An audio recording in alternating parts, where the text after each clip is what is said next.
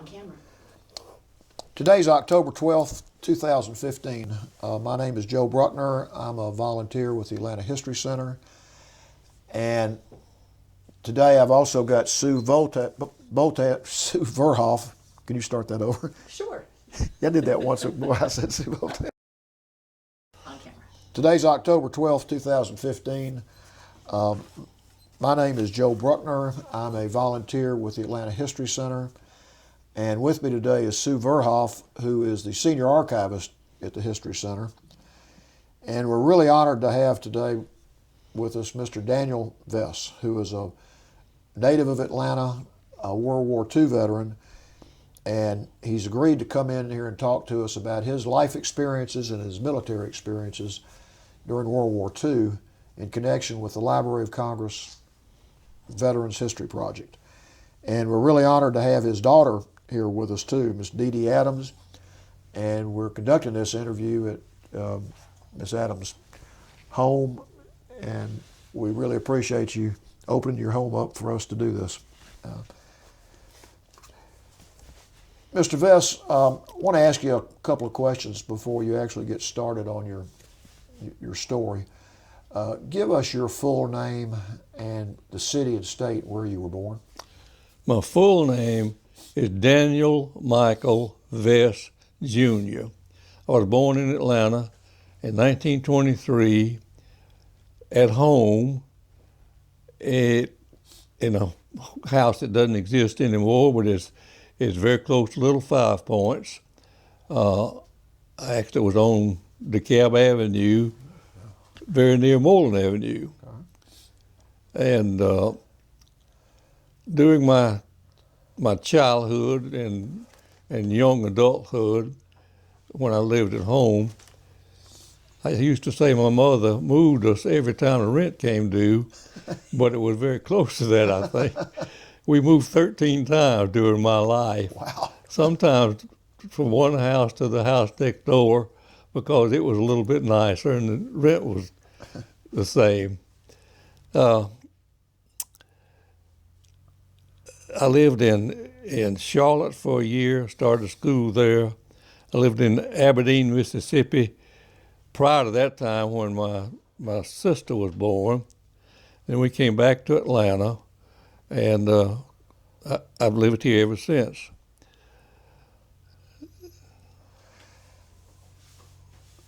Does that answer that question? That does. Okay. Tell us a little bit about your family growing up.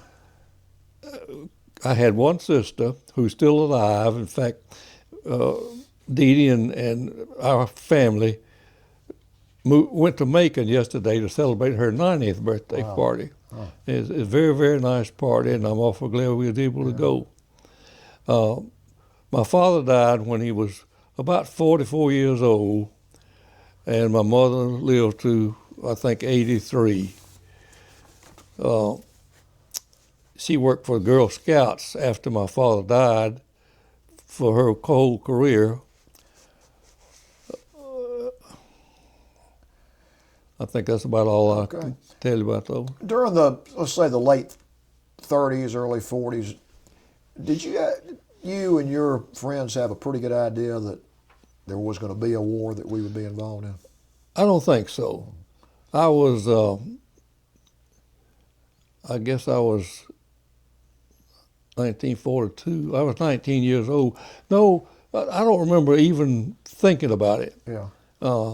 In fact, everybody was shocked during World War II. At the Pearl Harbor attack. But I cannot remember much about that. I vividly remember President Roosevelt's speech when he announced that this was a day of infamy.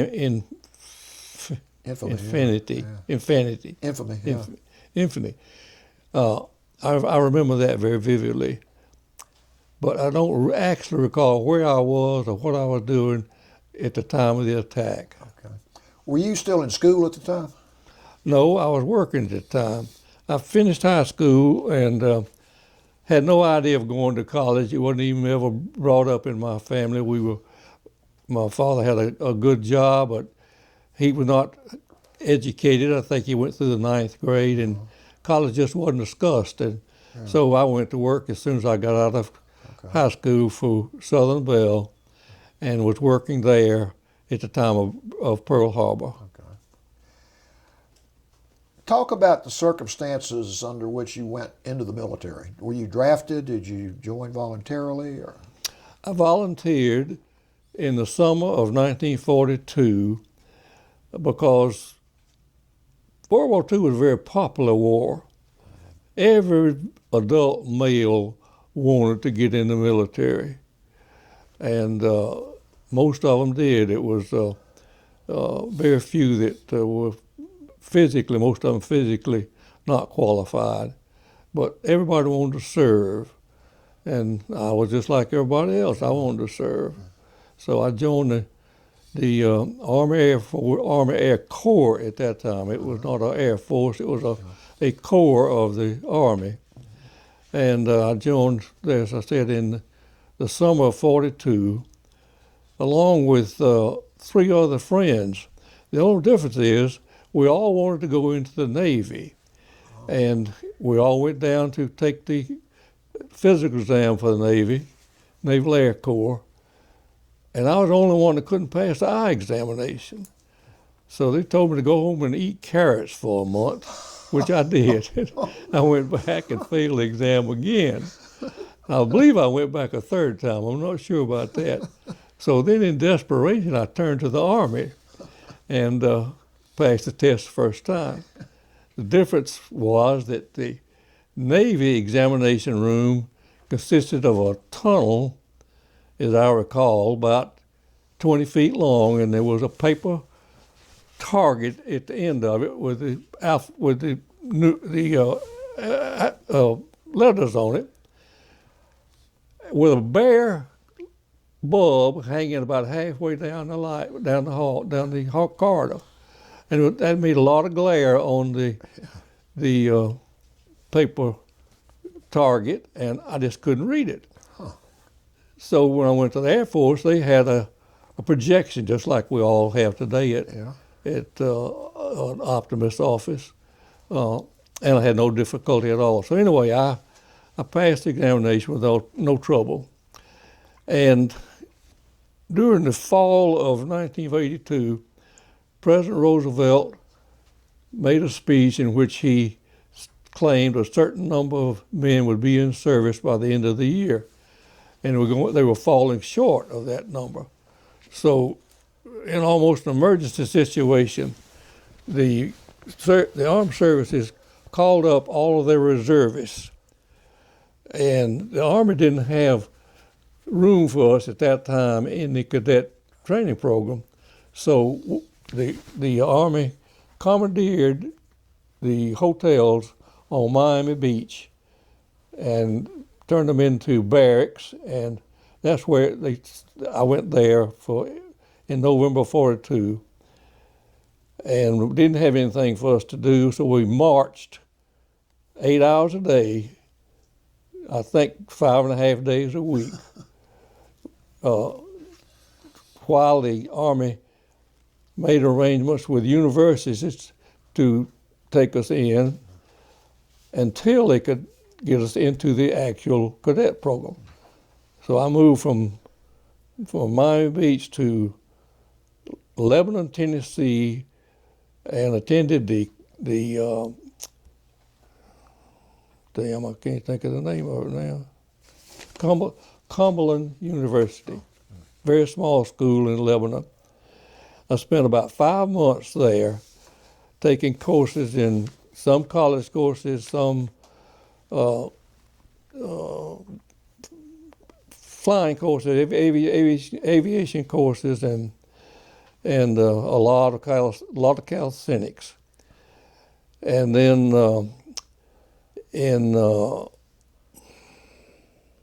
what was it?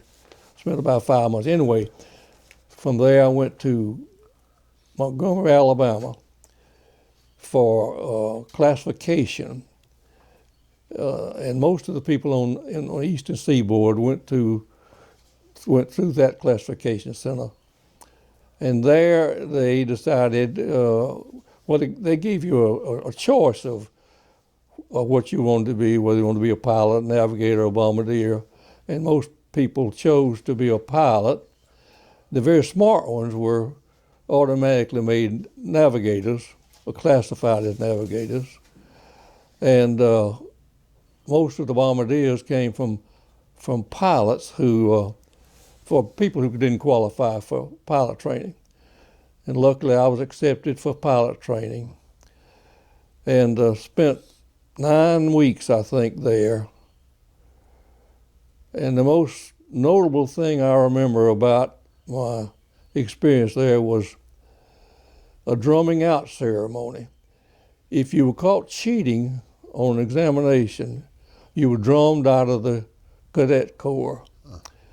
And it was a very moving experience, and it happened one time while I was there.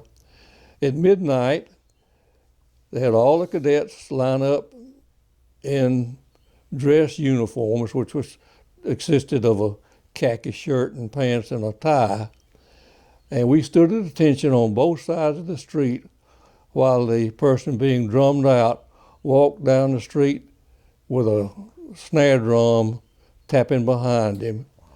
They walked him out the front gate, and I don't know what happened after that. I'm sure he became a gunner in the Air Force, in the Air Corps. From Montgomery, I moved to Decatur, Alabama for primary training, primary flight training.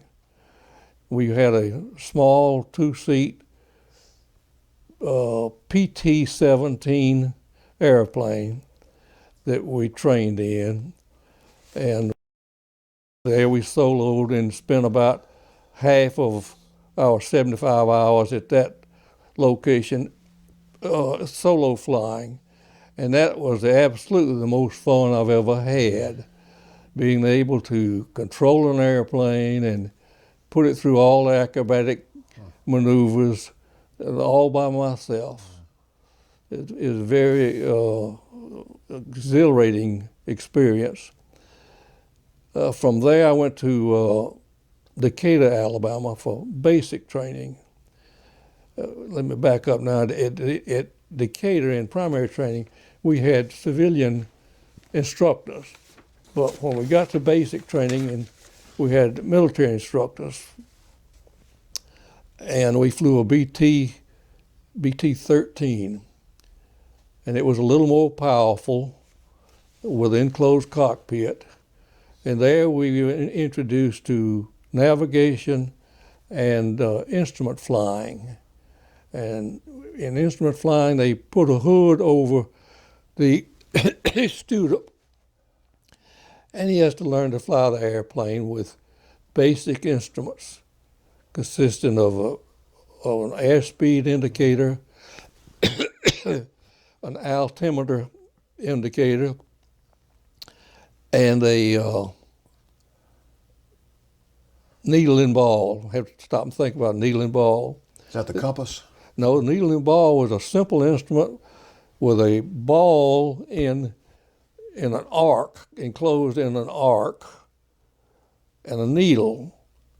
And the needle pointed in the direction of the airplane. If it tended over to the right, that meant you were turning to the right. Okay. So you used the needle to keep the airplane centered, and the ball was used to keep the airplane in a positive position as you made a maneuver, turning to the left. You had to learn to keep that ball right in the center. If the ball moved to the right, it meant the plane was skidding.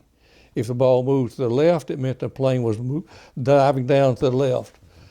So it took a good bit of effort and training to learn to do that. But once you did, you could fly an airplane with those 3 instruments and nothing else. Then well, now let's back tell this story. I joined the Air Corps with the idea that I was going to fly a P-51. Never occurred to me that I'd fly anything else. I was very naive not thinking that, but one day during basic training, we usually flew about a half a day.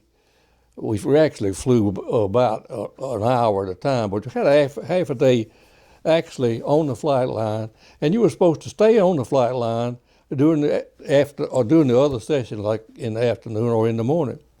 One afternoon, I'll back up here, we were always sleepy. We never got enough sleep. Although I think lights were out around 10 o'clock. You would think there'd be plenty of time. We were up about 5:30, but working at the pace we did, we were always tired and always sleepy.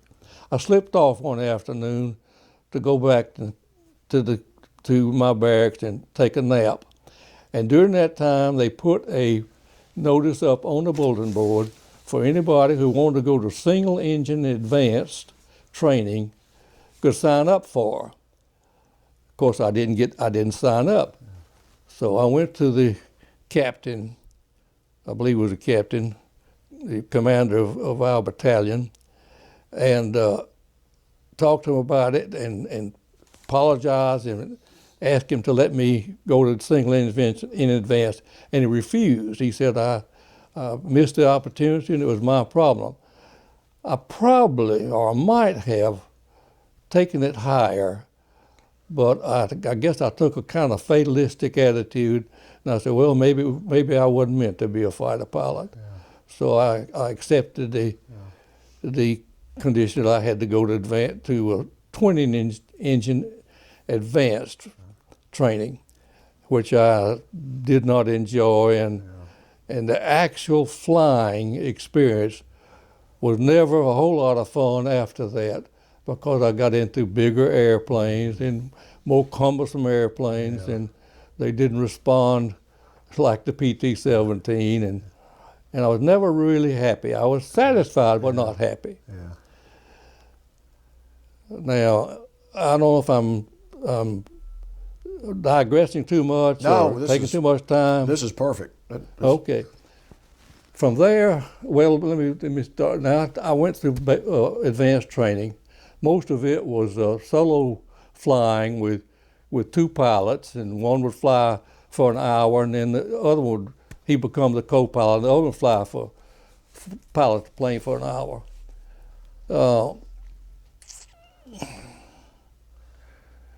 How many times would you fly a day? Would you go up and once a day? Once a day, whenever the weather permitted, and you accumulated about 75 hours at each of the three schools, and it took about 9 weeks to do that. Okay. And during the time you were not flying, you were going to classrooms and taking aviation subjects and weather subjects and things of that nature. And of course, you always had calisthenics. And another point is that we never went anywhere on our own. We marched to the mess hall, we marched to the flight line, in formation, and you had very little time to walk around by yourself. Yeah. They didn't trust us, I guess. So let's see. When I finished my advanced training, the government knew at that time that there was no way Germany could win the war. It was just a question of time until Germany would be defeated, and they realized they did not need to keep training students at the rate they had in the past. So they began to shut down or back off of the training program. And as a consequence, my entire class went to co-pilot school. I didn't know till later on that the pilots, my pilot, had been a basic training instructor for 2 or 3 years and had about 2,000 hours of flight time at that time, and I had about 200 hours. So my entire class became co-pilots, Well, of course, that didn't make us happy, but there was nothing we could do about it. So I went to co-pilot's training at Eagle Field in Panama City, Florida, and I stayed there for a little more than a month. Got to fly very little. The pilots, I don't know, we were flying gunnery students, and they hated the job, and the co-pilots didn't feel much different. It's just very boring, flying straight and level with a tow plane carrying a target off about 100 yards, and the gunnery students would try to hit the target. And all the pilot did was just fly straight and level. So anyway, from there I went to Springfield, Massachusetts for crew training. And there our Flak crew was assembled, and we were given a brand new B-24. And we trained there for, I don't know, maybe a couple of months. Then about June of 1944, we finished training and ferried an airplane to Italy. I was assigned to the 15th Air Force. Was that the 460th Bomb Group? That's what it was, exactly. Let me back. Okay, so from Springfield, we flew to Bangor, Maine, and then to can't remember exactly now, Newfoundland, I think. Each time we refueled. Then we flew from Newfoundland to the Azores. The Azores is a small island about in the middle of the Pacific, about midway between the United States and Africa. And we landed there to refuel. And one of the most frightening experiences I had was on that leg of the flight, just beyond the point of no return, which means you don't have enough fuel to get back from where you started, so you got to go on towards your destination no matter what happens. Smoke came billowing up from the nose section of the plane into the cockpit. Of course, anytime you see smoke in an airplane, you know something serious is going on, or you think something serious is going on. Actually, it turned out to be nothing more than a solenoid for the nose wheel lowering operation had failed, had burned, and all that smoke poured up. There wasn't anything serious at all, and luckily or not but luckily, by design, the plane was equipped with a crank, a hand crank that would crank the nose gear down. So we landed without any difficulty at all. From there, we flew to Marrakech, Morocco, to refuel, and then we flew to Bari, Italy, and then from there to Spinazzola, Italy, which was the location for the 460th Bomb Group. I was in the 762nd Bomb Squadron, and we had 4 squadrons to a group.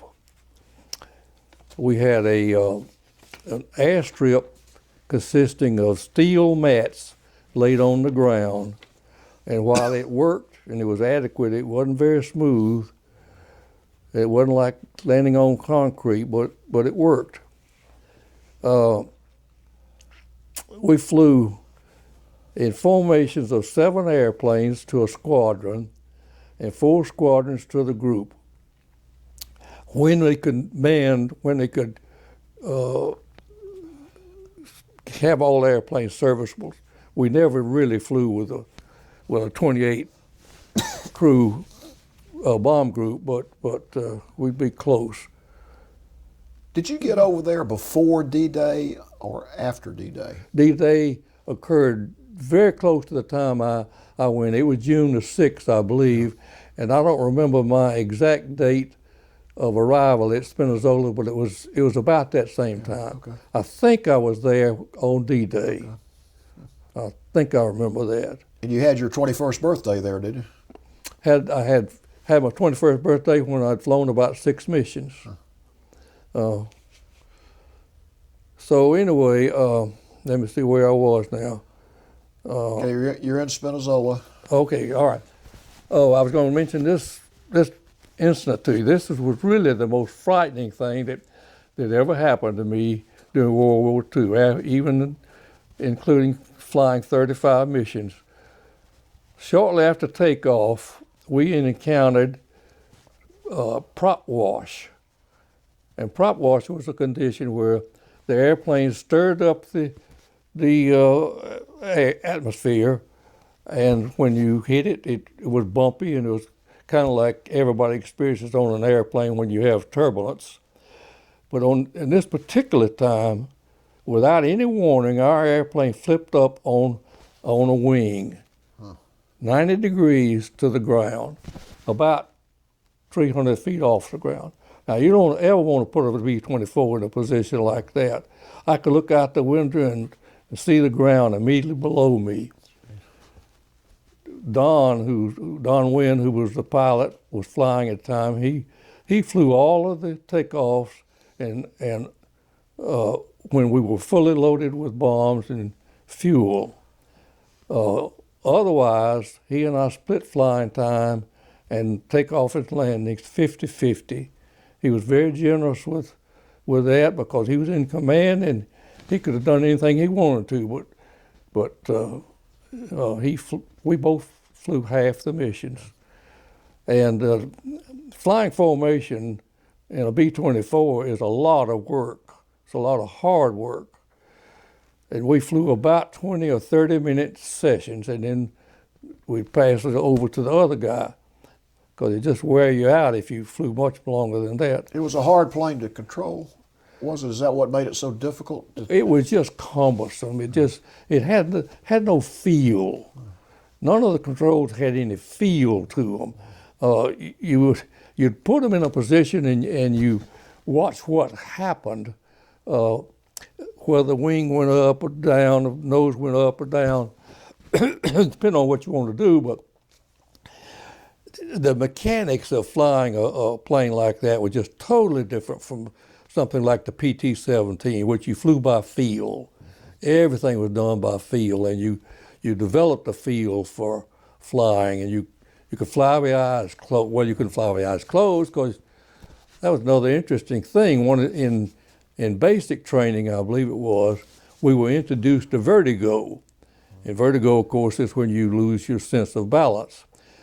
And the way you trained for that was you went under the hood as though you were instrument flying, and the instructor put the plane through a bunch of maneuvers to get your sense of balance completely upset, and then turn the plane over to you, and you had to straighten it up with that needle ball and airspeed and get it back to flying straight and level on the correct heading. And it took some practice, but it can be done. And so that was an interest to vertigo. Now I forgot what I was going to tell you. Well, you were talking about the plane turning where you were looking out the window and you could see the ground. How did you get out of that? Well, we both got on the controls. Don was on the controls, and of course he immediately used complete left rudder and left aileron, and we were able to right the plane. I remember trying to push the damn pedal through the front of the plane. I was so scared. That was the most frightening thing that I ever encountered. And turned out there was no problem at all. We were very, very lucky, extremely lucky. Yeah. So I flew 35 missions, actually 35 sorties. The term mission got kind of confused. At the start of our entrance into the war, the standard tour of duty was 50 missions. And the attrition rate early in the war was just unbelievable. Sometimes they would lose 50% of the planes they sent over on a target. So the Air Force Air Corps decided, I keep confusing those two terms. The Air Corps decided that was just too much stress on the pilots. So it was cut back to 25 missions. Then somebody decided that, certain missions were a whole lot more dangerous than others. In certain targets, there were many, many more anti-aircraft guns. I remember Vienna was supposed to have had 1,000 88 millimeter anti-aircraft guns around the city. And I understand Berlin had even more. So it's a much more dangerous target than we flew a few missions where there was no anti-aircraft fire. So they decided some missions were worth more than others, and they decided to award 2 missions when you flew one of those more dangerous flights. Yeah. And they finally decided that was confusing because everybody was wanting to have their missions classified as a 2 instead of a 1. So they finally settled on 35 sorties. And a sortie consisted of one time over enemy territory. If you made it over enemy territory and got back, that was one sortie. And our standard tour of duty was 35 tours, 35 sorties. Right. Let me talk a little bit about the opposition we had. By the time I got to the war, we had absolute air superiority, and that was because of the P-51 that I was going to fly. Prior to that time, the Messerschmitt and the Spitfire were the 2 best airplanes of World War II, and the Messerschmitt was a far better airplane than anything we had to offer. But the P-51 was first introduced with a GM Allison 12-cylinder engine that developed around 11 or 1,200 RPM. I don't remember exactly what. And it was not really much of an airplane. And then somewhere along the line, they introduced the Rolls-Royce Merlin engine, which was a 2,000 horsepower engine. And that totally transformed the airplane into the best airplane without any question that saw combat duty in World War II. So by the time I got to the combat area, we had air superiority, and we were actually, in my squadron, we were only attacked one time by a German fighter, a Focke-Wulf FW-170, I think it was, flew right straight down through our formation. And I don't even know if we ever even got a shot at it. It came so quick. Other than that, we never saw any German airplanes. We saw lots of P-51s flying with us, and it was very, very comforting to see them out there. Now, very near the end of the war, Germany put in production the Me-262. This was the first jet airplane of World War II. It was a twin-engine plane. And it was so fast, sometimes they would come up and fly alongside us out about, I don't know, 5,000 yards or some distance away, certainly well beyond our firing range. And the plane was so fast it could fly in the direction we were going, fly up ahead of us, make a left turn, come around and fly in the opposite direction at the same speed, make a left turn at somewhere behind us, come back up around us. It was that fast. But they only had 25 of them, and they never committed them to combat. So luckily we never had to face that problem. The only opposition we really had was anti-aircraft fire. It's called Flak.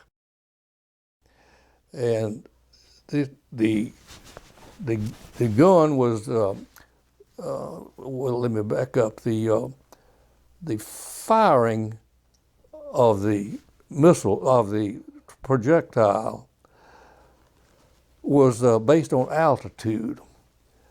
So they had to guess at our altitude. They didn't have radar at that time.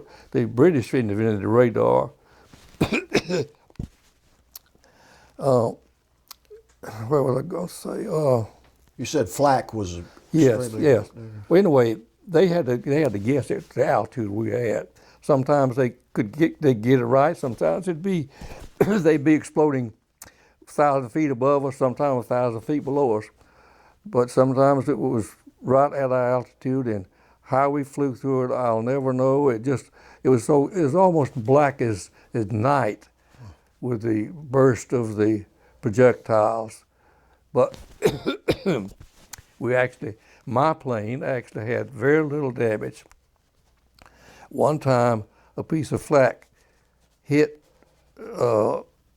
above my head and lodged in a piece of radio equipment right above my head, and that probably saved me from being wounded. That's a close call, though. Well, yeah, it turned out to be. It wasn't, but it could have been. It could have been very bad. We never had a wound on our crew. Nobody was ever wounded. So while the flak was extremely scary, I guess it wasn't that accurate, or we wouldn't have got through 35 times. Yeah. Talk a little bit about the type of targets you had and just generally where they were. We had basically, I guess it was 3 targets. Railroad marshalling yards, what it was called. It was a yard very much like Inman yards here, where they made up trains. And that was a primary target. Fuel deposits were a primary target. Now, everybody knows of the Ploesti raids in Romania, I believe it was, flown by the 15th Air Force. But thankfully that was all over before I got there. But the loss rate on those raids were very, very high.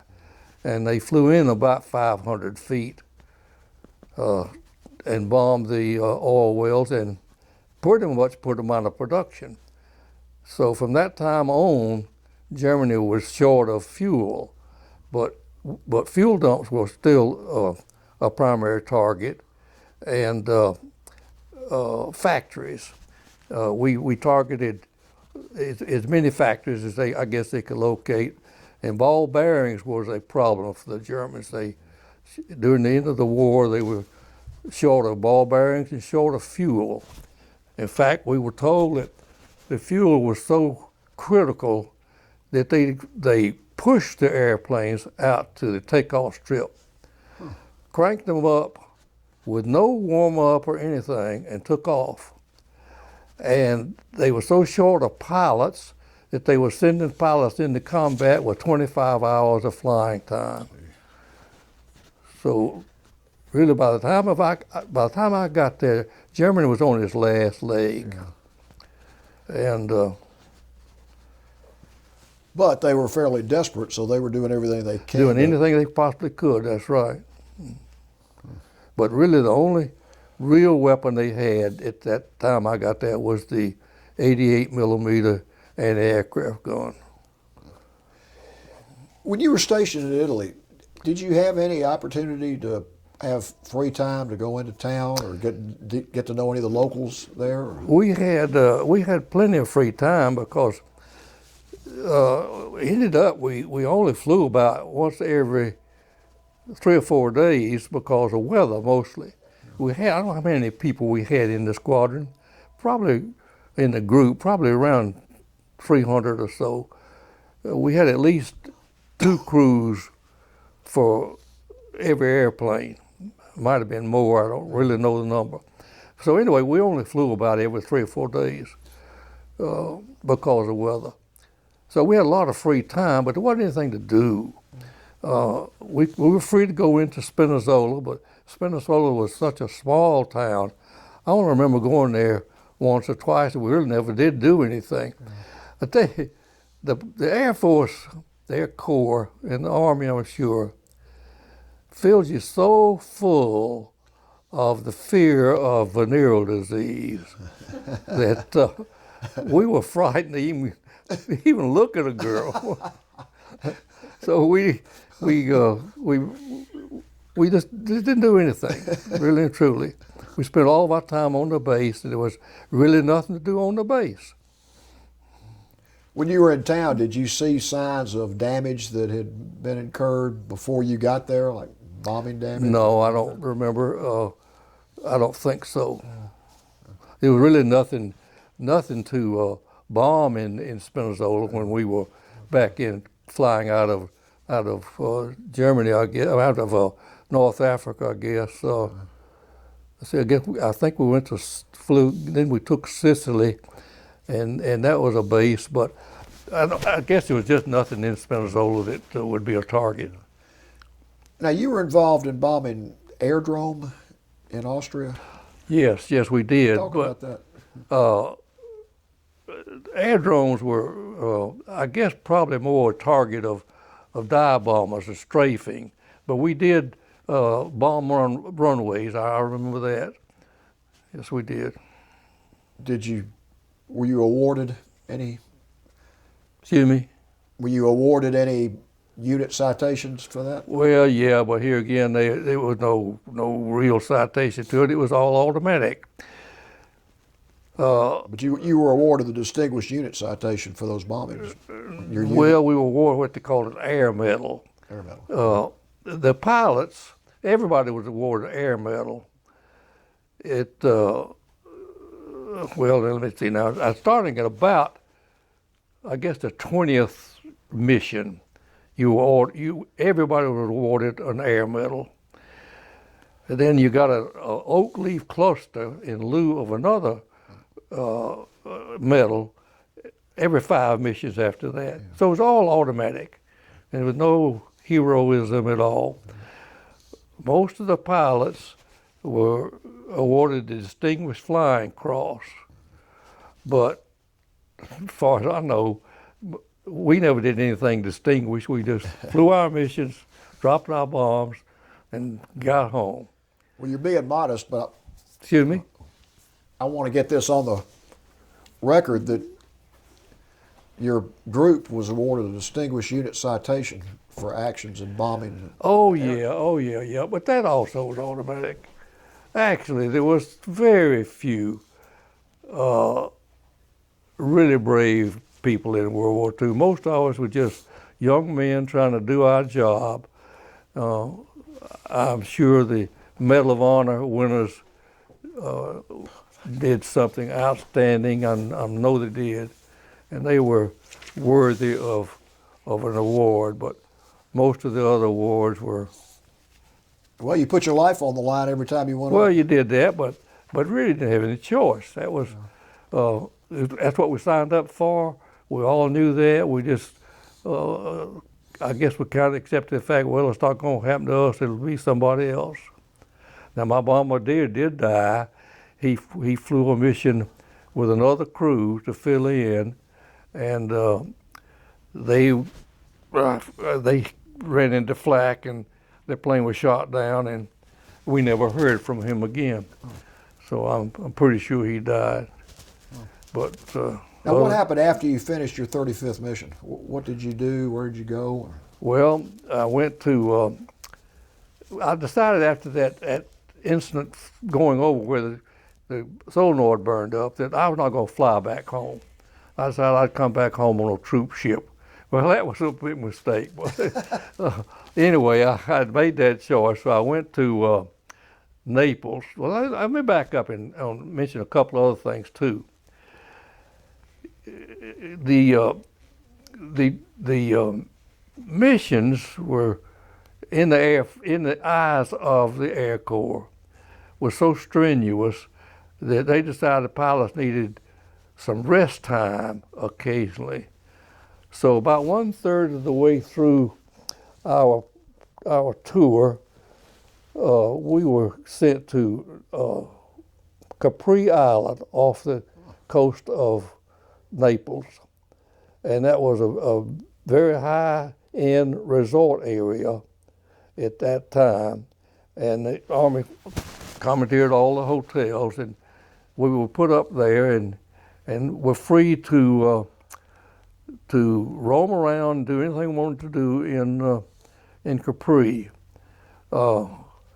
We met a young girl from Atlanta who was a Red Cross worker, and her name was Sue. Gee, I knew her last name, but she was from Atlanta. I didn't know that till later. But anyway, my bombardier and I took her out one night. Well, she took us to a location where we could get a black market steak. And we went to this residence, and they took us up to the bathroom and fed us Black market. black market steak. Cost us $5 a piece. And but beyond that, we really didn't. We just rested and enjoyed the island. We did. One of the features of the island is a what they call a blue grotto. It's a cave that's only accessible at low tide, and you go in a gondola type thing, and everybody has to lay down to get into the cave. And once you're in, it's a very beautiful sight. Everything is a beautiful color of blue, and it's because of the sunlight reflecting off of the ocean water that causes that effect. But it was very, very, very interesting. Outside of that, I don't remember much about Capri. But then about 2/3 of the way through your tour, as soon as Rome was liberated, the military took over the biggest part of the town, and that became a rest area for 15th Air Force pilots. So we spent a week in Rome, about 2/3 of the way through my tour. Well, that must have been interesting for you. Well, I don't remember anything about it. That's the funny thing about it. Now, after the war, we visited it several times, and of course saw all of the sites, but I don't remember doing that during the war. I believe I think we did go to the Coliseum. I believe I remember that. When you went back after the war, did you ever go back to Spinazzola? No, I thought about it a time or two, but I knew there was nothing there really that I wanted to see again, and so we never did. So once you flew your 35th mission and you were not going to be flying anymore, what did you do between then and the time you came back to the States? I came back to I think I had a 1 week leave. That's the first week I had during World War II. I mean, at home. I had a 1 week leave at home, and then I went to another rest area in Miami Beach, and there I spent 2 weeks unwinding and just having a good time. Did everything to do. We had put up in hotels, and I think we had to report in once in a while, but we spent a lot of time in the bars. And that was like May of 1945? That was in 45, as in May, I guess, of 45. I remember Roosevelt died while I was on the boat coming home, and I wanted to mention that experience. That was a very, very unpleasant experience. I was semi-sick for 5 days. I never threw up, but I felt like I was going through all the time. We have to back up a little bit. We left from Naples and, of course, cruised through the Mediterranean, and it's as smooth as glass. And I said, man, this is going to be a ball. And then we hit the Atlantic Ocean, and it felt like we were just going up and down for 5 years. I came home on a converted luxury cruise ship. I think it was named of it was the Lusitania. But anyway, it had been a cruise ship. But we were stacked in 5 high in the barracks. We had a canvas cot, and they were, I don't know what the spacing was, it must have been not much more than 2 feet. You could get in, and that was about all. And I don't remember how many we had to a room, but it was chock full of cots. Jeez. Sort of hard to sleep, I imagine. Yeah, well, that and being semi-sick was pretty hard to sleep. I was very glad to get off that ship.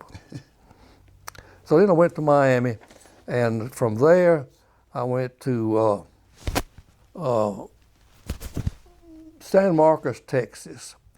And my job was to fly navigation students on their training programs.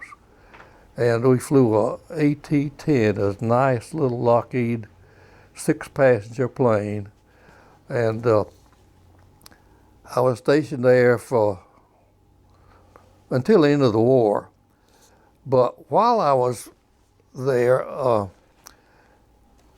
notice came through about instrument instructor training program that was available in Lubbock, Texas.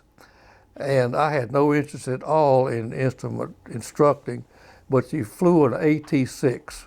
That was the plane I would have flown had I gone to single engine advanced training.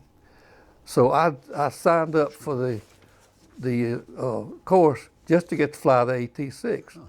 And I got to fly, I checked out at San Marcos in the plane after a couple hours of instruction, and then flew it several times solo before I went to instructor pilot training. And that was, we got about 100 hours under the hood. Really didn't learn much about instructing. We learned how to fly instruments very, very well. In fact, that's where I think I really learned to fly an airplane, with the trim tabs. All of the... What's a trim tab? Well, I'm going to try to explain that. All of the actuating surfaces, like an aileron or a rudder or elevator put the airplane up and down. The actuating element moved according to what the pilot's instructed to it, whatever you wanted to do. And the trim tab moved in the opposite direction to make the plane fly absolutely level. You use a little bit of trim tab if you need to raise the right wing, and by manipulating the three instruments, they were a little wheel that you turned, you could trim the airplane where it would absolutely fly without any intervention. You'd have to touch it at all, fly for a long period of time. Up until that time, I really didn't know how to trim a plane. I don't think I really knew how to really fly an airplane with complete, I don't want to say abandon, because that'd be incorrect. You would certainly... Confidence? Yeah. But anyway, it was just effortless. Effortless.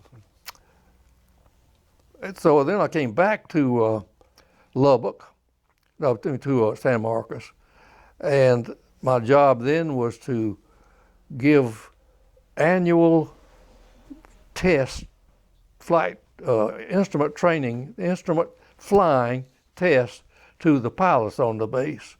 And I did that for a month or so, and then the war in Europe, in the Pacific, ended.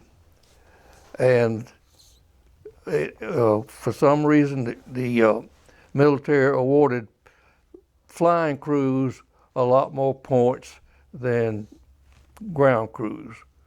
In fact, the Air Corps was really treated a whole lot better than they deserved, but I was happy to get it. Anyway, you had to have a certain number of points. I don't remember what they were.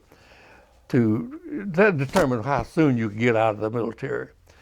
And I had enough points that if you were going to go back to college, you could be discharged very, very quickly. So I said I was going back to Georgia Tech to college, which I did.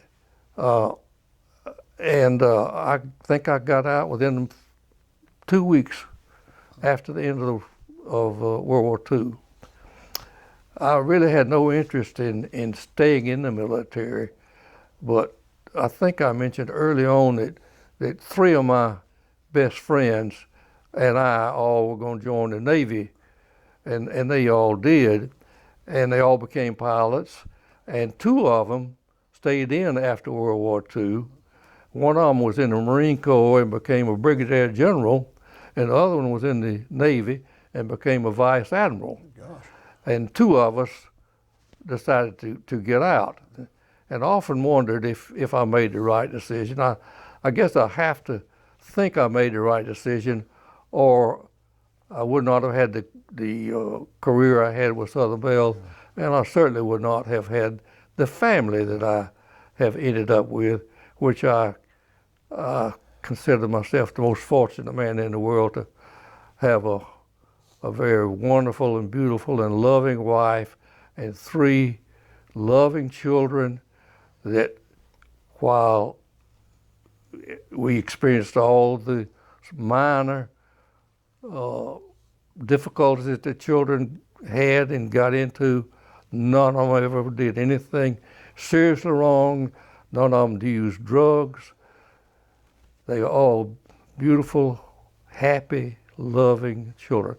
Now that's more than any one man deserves, but I was happy to have it. Well, I'm sure part of that's because of the type of parents you and your wife are. Well, we like to think that, and I guess it has some truth, but I don't know how to explain it. We certainly tried to do the right thing. I think you just did a good job of explaining it. Before we finish, talk a little bit about your career, what you did after you got out of the military.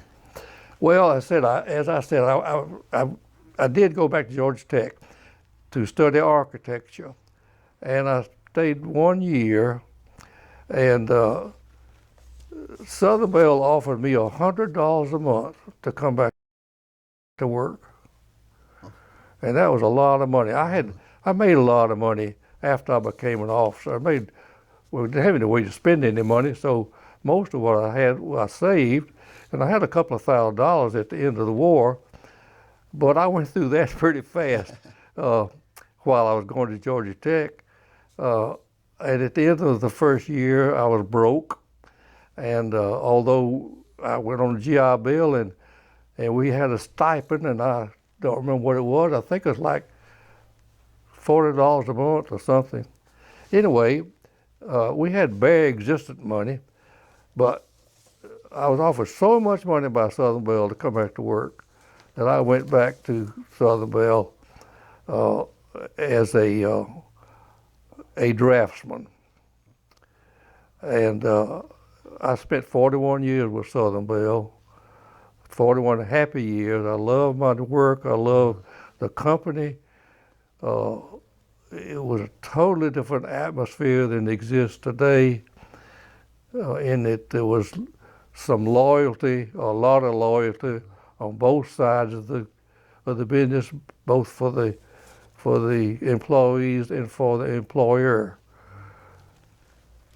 So I spent, I don't know, 3 or 4 years as a draftsman, and Southern Bell decided to decentralize engineering to the 9 states in which we operated. And I realized that the good jobs are going to be in the areas rather than the headquarters. So I volunteered to go to Louisiana 2 or 3 years before they actually decentralized building engineering. And I had a job. When I first moved to Louisiana, I had no idea what I was doing. I mean, really, I was analyzing Western Electric contracts to make sure that Western Electric was doing all that they had contracted to do, and I didn't have any idea what I was doing. And I would go into my boss about every week and say, please, can't you find me something else to do? So I think in desperation, he worked out a deal with the plant department to loan me to the plant department to work on small buildings that they handled at that time. And so I spent a couple of years in the plant department, handling the design and construction of very small buildings. And from then I was appointed building engineer for Louisiana. And I went back to the engineering department and had a office of about 12 people that was handling all of the design and construction of new buildings in Louisiana. And my boss in Louisiana was a fine, fine man, and he says that, Dan, the building engineering is a dead-end job.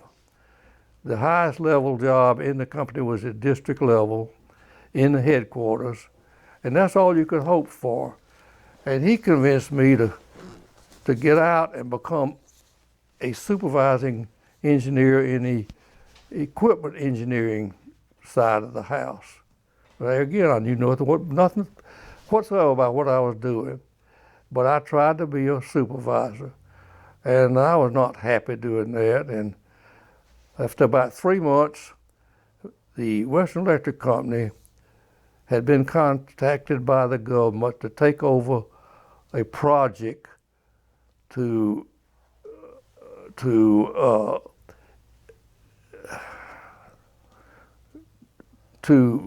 give early warning to manned Russian bombers coming over the North Pole to give us time to alert fighter interceptors. And I worked on that program for 2 years. I was loaned to Western for 2 years. I went to New York City and we lived in New Jersey and I worked in New York. And I worked there for 2 years. And then I came back to Southern Bell and could we have a break? I need to go to the restroom. Yep. Absolutely.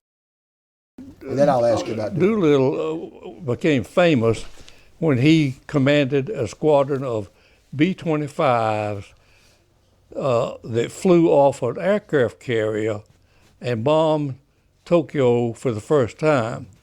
And this was the first time that anything bigger than a fighter plane had ever flown off of a carrier. And they didn't even know for certain. I guess it made some tests, but before they made the first test, they didn't know whether it was going to make it or not.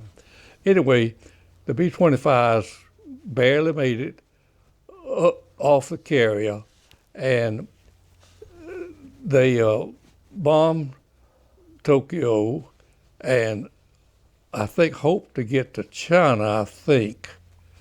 I'm not sure where they hoped to land. Well, very few of them made it. I think they landed all over Japan. But anyway, he became very famous for that. But I didn't remember that he ever commanded the 15th Air Force. it says 15th Air Force First Commander. First Commander. First Commander, yeah. Yeah. Okay. I'm trying to think of a guy named Twining. Nathan Twining was, I forgot what his job was. I don't know. It says here he was the second. Twining was. Is that what you're telling me, Joe? That's what it says on Yeah, the okay, sheet. okay. I accept that because I don't really know. Are we off camera? So, Okay. When we took that break, you were talking a little bit about what you did at Southern Bell, and if there's anything else you'd like to talk well, about. I just ended up with the fact that I spent the next 17 years of my career at Southern Bell. I was building engineer for the headquarters, and my responsibility was giving advice and liaison to the at that time, 4 states that Southern Bell operated in. And that was my job for 17 years until the company decided to build a new headquarters building. And I was assigned to handle that project. And my immediate boss, a fellow named Roy Steele, and I handled all of the interface with the architects, engineers, and contractors in the design of that building. And then Roy dropped out, and I handled the construction from then on as a line responsibility. And after a couple of years on that project, I was promoted to division manager for real estate, and I also, at that time, absorbed 2 districts, one handling the headquarters building and one doing support for the areas. And so then for the next 5 years, I guess, I worked on the headquarters building. And Roy had had some problems with his heart. He had to have a valve replaced, and at that time they used a pig valve. And he survived that all right, but he wasn't feeling really good.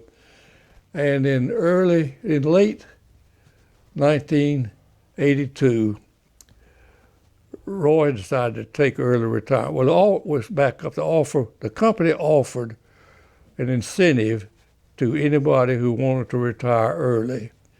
And I remember the incentive was a year's pay spread over a 2-year period during your retirement.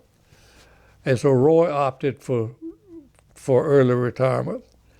And a new fella came in, a guy named Jim Lamb became my boss, and I've known Jim for many years and thought very, very high of him. But about 3 months after Roy retired, the company offered another incentive, and I was not looking forward to 2 things. I was not looking forward to breaking in a new boss. You might think that's not a job, but you have to get acclimated to a new boss.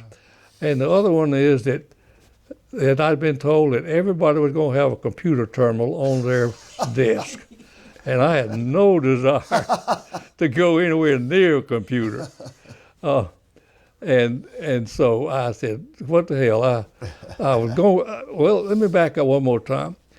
When I first started to work, people retired at 65. They went home and rocked on the porch for a year and died. Now, that may sound like an exaggeration, but it happened so many times, it seemed like a routine situation. So I decided early on that I was going to retire early. And so at age 59, this offer came in, and I accepted it and retired in December of 1982. And I have spent 33 years happy, very happy in my retirement. I love my job. I loved working for Southern Bell. I enjoyed going to work every day, but I have thoroughly enjoyed my retirement. I got into sports cars back when I was in New Orleans. I bought a MG, a British sports car, and just fell in love with it. And about 2 or 3 months after I bought it, a fella came by and wanted to know would I sell it. And I always figured that anything's for sale if you get the price right. So I said, well, I set a price, $200 more. I paid like $800 for it, and I said, okay, I'll sell it for $1,000. That don't sound like any money today, but in early 1950s, that was a lot of money. So anyway, I sold it. He was an organ salesman.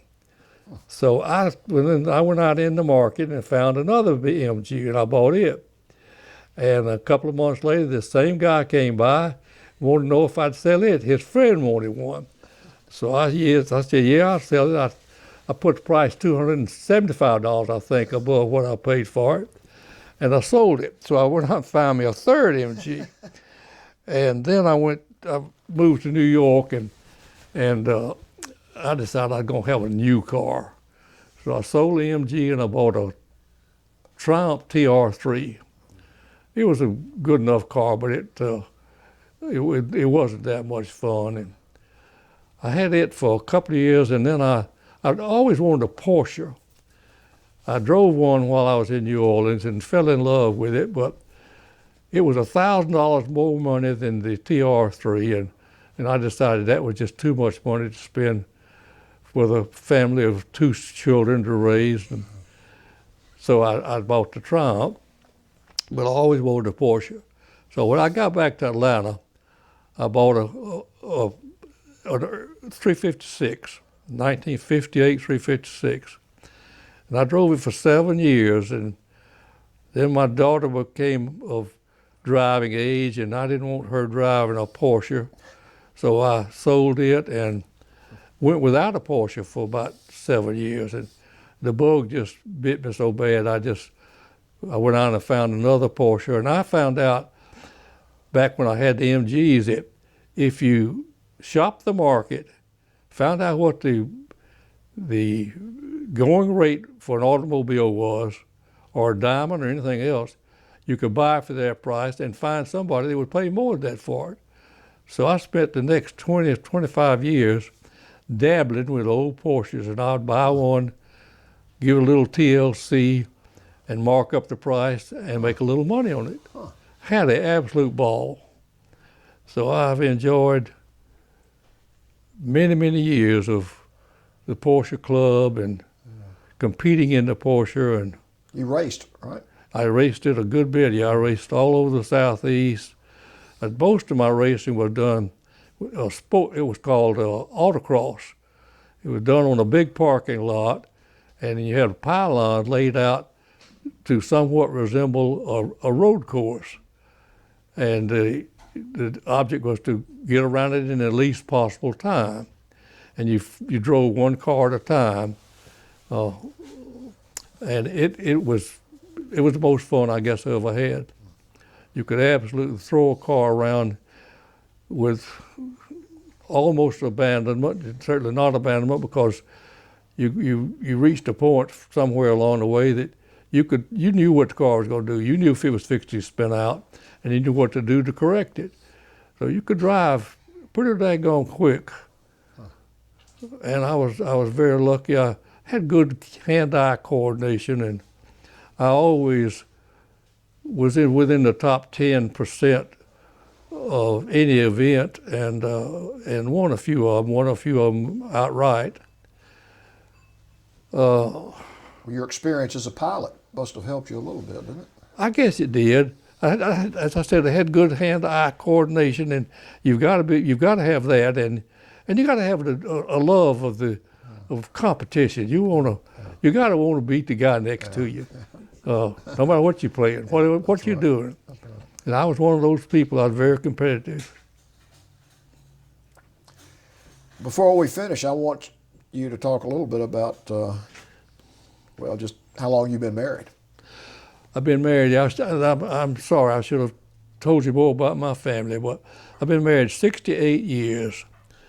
I met this girl. She worked for Southern Bell, and I saw her sashaying up the hall, the lobby of the building one day, and I said, I got to meet that gal and have a date with her. And I did. We somehow got together, and we go down for coffee in the afternoon and together, and I decided this is the one I was going to marry, and within 5 months after we had our first date, we got married. And Wow. That's a very short time to make a big decision like that, and we had to be extremely lucky for it to work out so well, but we've had very, very happy marriage and 3 beautiful children. Well, you've had and you're still having an amazing life. I guess so. As I was living it, it just seemed to be very ordinary. And I guess in many ways it was very ordinary.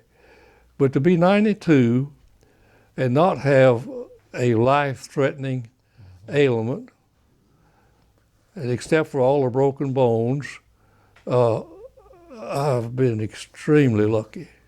Well, you've taken care of yourself. I've tried to. I've never abused alcohol, although when I was younger I might have had more than I should have a few times, but I never have abused it. I never have overeaten, and always got plenty of exercise just by doing the things I was interested in.